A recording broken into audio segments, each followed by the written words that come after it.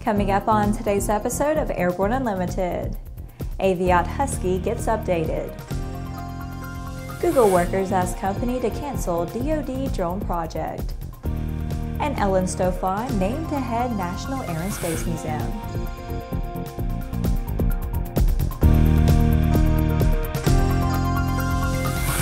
Hello, I'm Laura Hudson. It's April 11th, and this is Airborne Unlimited. One of our favorite taildraggers, the Aviat Husky, just got a makeover. Upgrades include the addition of a new trim system, replacing the previous bungee system, the elevator trim tab that reduces trim workload and system pressures and also increases control stick feedback. An extended landing gear option makes the aircraft more stable for landing on terrain or slopes, and adds propeller clearance by extending the gear 4 inches, moving the tires forward 2 inches, and making the gear 12 inches wider. Seating has also seen some serious upgrades. Quick release pins allow the rear seat and stick to be removed. Add the stick cover, and the aft cabin offers more than 35 cubic feet of cargo space. The adjustable front seat now slides forward and aft, making easier ingress and egress for pilots, passengers, and cargo. New heated seat options are available among other seating upgrades. An enhanced IFR panel offers the SAM digital standby altimeter and attitude. It is also autopilot ready with Genesis Aerosystems S-Tech 3100 digital flight control system. On top of all that, each Husky can be customized with sound systems, floats, skis, and new metallic paint. Check them out at Sun & Fun this week. After the break, PS Engineering doubles down for Bluetooth utility. There's a difference between charting a steady course and pushing for the ceiling. And for nearly a century, Hartzell Propeller has been defining that difference. It's in our passion for engineering and research and our dedication to testing the limits of performance. We are built on honor. We are Hartzell Propeller. Sandia introduces the new SAI 340 Quattro TSO'd airspeed, attitude, altitude, and slip. With integral backup battery, safety never looked so good. See it now at www.sandia.aero. Based on the popular Sling 2 LSA, the Sling 4 was designed to be the most practical and desirable lightweight 4-place experimental aircraft on the market. Find out more about this 115 horsepower turbocharged airplane at airplanefactory.com. Welcome back. If you have a story suggestion for Airborne Unlimited, Aero-TV, Airborne Unmanned, the AMA Drone Report, our website or podcast, just email to news-spy@aero-news.net. With so much news coming out of the aviation industry, we're summarizing some other interesting stories in a brief segment we call Around the Patch.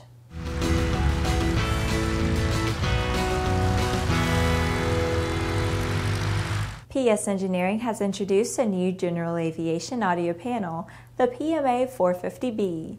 This entry embodies all the parts from the evolution of the series into one multi-talented system. The key to the PMA 450B's capability is a second Bluetooth module, which can serve as either an additional music input or stream audio out to a device such as a Bluetooth-enabled video camera, capturing the sights and sounds of the flying experience. Aerial Productions International is now a wholly owned subsidiary of the Nalls Aviation family. Recently, Bob Bishop called and asked the company to step in and help with his fleet of 4 flying BDs. API has provided U.S. government contract services for over 17 years. Bishop's fleet of BD microjets has been specially modified to further reduce their already very small radar cross-section signature and to provide a higher top speed.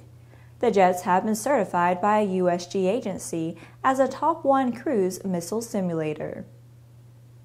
A commercial airline would offer 3 or 4 regularly scheduled flights at Lakeland Linder Regional Airport in Central Florida, under a plan being pursued by Airport Director Gene Conrad.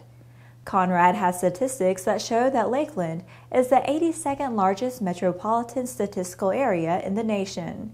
That's bigger than Syracuse, New York, Winston-Salem, North Carolina, and Madison, Wisconsin. All of those cities have commercial airline service at their airports.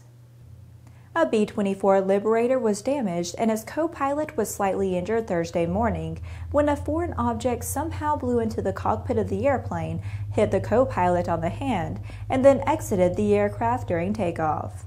The pilot aborted the takeoff safely, according to FAA spokesman Lynn Lunsford.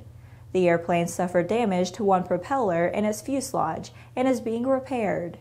The damage was described by Hunter Cheney, spokesman for the Collings Foundation, which owns the plane, as largely cosmetic. Well, that's it for today's trip around the patch. Now let's move on to the rest of the news. Google employees are asking company management to end its participation in the Department of Defense Project Maven, which would incorporate artificial intelligence and drone surveillance software. More than 3,000 employees have reportedly signed a letter requesting that the company withdraw from the project, citing the company's motto, "Don't be evil." Google says in a response that the company's involvement is only for non-offensive purposes. The AI software would only be used to flag images for human review. It is intended to save lives and save people from having to do highly tedious work. While management says that the technology would not operate or fly drones, the employees say in their letter that once the technology is delivered, it could easily be used to assist in these tasks. They say that participation in the project should be canceled immediately to enforce a clear policy, stating that neither Google nor its contractors will ever build warfare technology. After these messages, Ellen Stofan named to head National Air and Space Museum.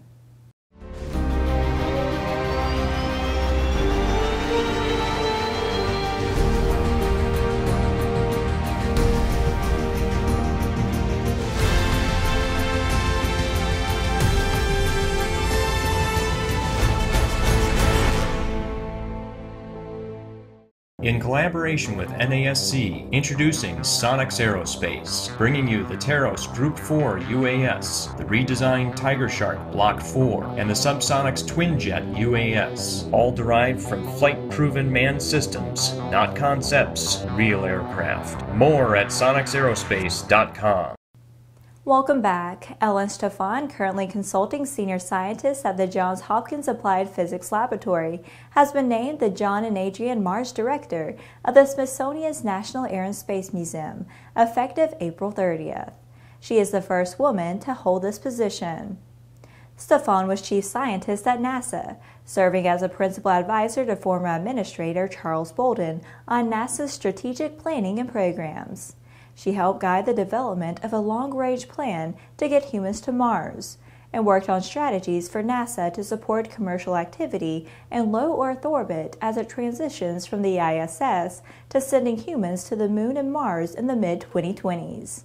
She supported NASA's overall science programs in heliophysics, earth science, planetary science, and astrophysics.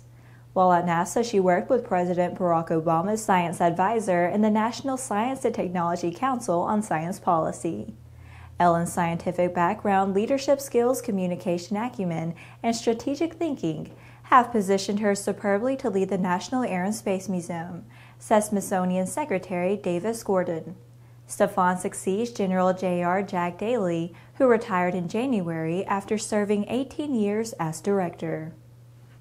Well, that's our program for today. Remember that Airborne Unlimited is streamed on Monday, Wednesday, and Friday, alternating with Airborne Unmanned on Tuesday and the AMA Drone Report each Thursday. Additional breaking news bulletins may be posted for important stories that fall outside of our normal deadlines. If you're watching us on YouTube, please subscribe and do check us out on Facebook and Twitter.